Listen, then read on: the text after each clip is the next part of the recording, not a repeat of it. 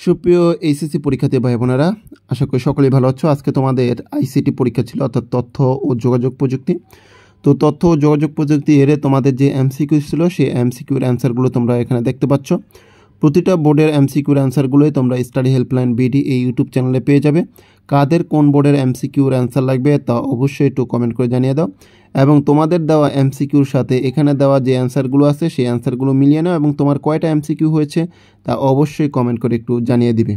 তো দেখতে থাকো এবং মিলিয়ে নাও তোমাদের এই এমসিকিউগুলো।